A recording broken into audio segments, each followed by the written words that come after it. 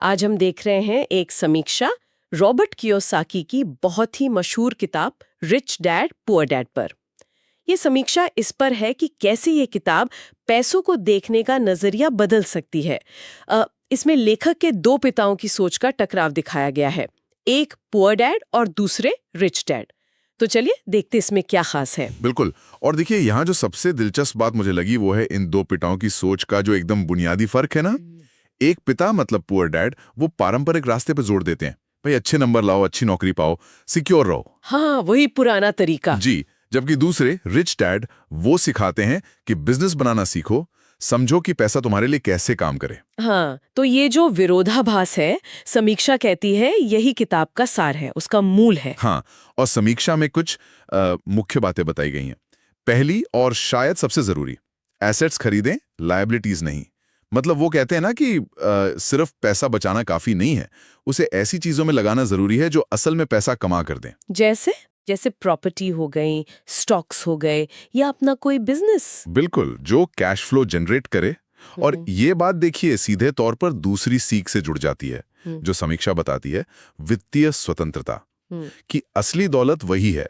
समीक्षा इस बात पर जोर देती है कि हमारी जो पारंपरिक स्कूलिंग है, कॉलेज है, वो हमें पैसों के मैनेजमेंट के बारे में ज्यादा कुछ सिखाती नहीं है। सही बात है, ये तो खुद ही सीखना पड़ता है। हाँ, कियोसाकी के हवाले से समीक्षा यही कहती है कि ये ज्ञान आपको खुद ही मतलब एक्टिवली हासिल करना होगा। यहाँ एक और बात सोचने वाली है जिसे समीक्षा उठाती है, पैसे कमाने का तरीका बदलो। मतलब सिर्फ जॉब सिक्योरिटी के पीछे मत भागो, बल्कि फाइनेंशियल फ्रीडम यानी वित्तीय स्वतंत्रता को अपना लक्ष्य बनाओ। हाँ बिल्कुल। ये सिर्फ पैसे कमाने का तरीका बदलने की बात नहीं है, ये तो पूरी सोच, पूरी मानसिकता बदलने की बात है ना, जैसा इस विश्लेषण में लग रहा है। सही कहा आपने।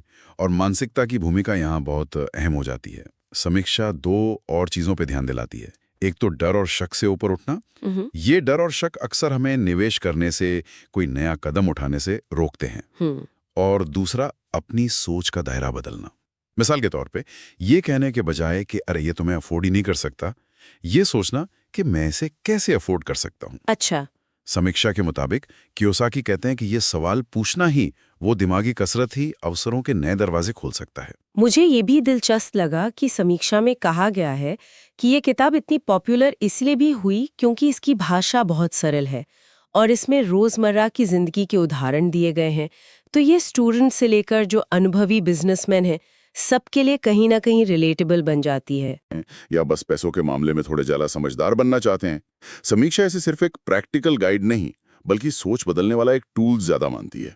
तो कुल मिला के देखें तो ये समीक्षा रिच डैड पुअर डैड को एक ऐसी किताब के रूप में पेश करती है जो सिर्फ निवेश के तरीके नहीं बताती, बल्कि पैसे और सफलता को लेकर हमारे जो गहरे विश्वास है ना, उनको चुनौती देती है। और यहीं से एक अहम सवाल मन में आता है जिस पर शायद सोचना चाहिए कि अगर ये वित्तीय शिक्षा इतनी ही जरूरी है और हमारी पारंपरिक शिक्षा इसे ठीक से कवर नहीं करती, तो फिर एक व्यक्ति अपने लेवल पर इस जरूरी ज्ञान को हासिल करने की शुरुआत करे तो कहां से करे और कैसे करे? ये अपने आप में खोज का विषय हो सकता है।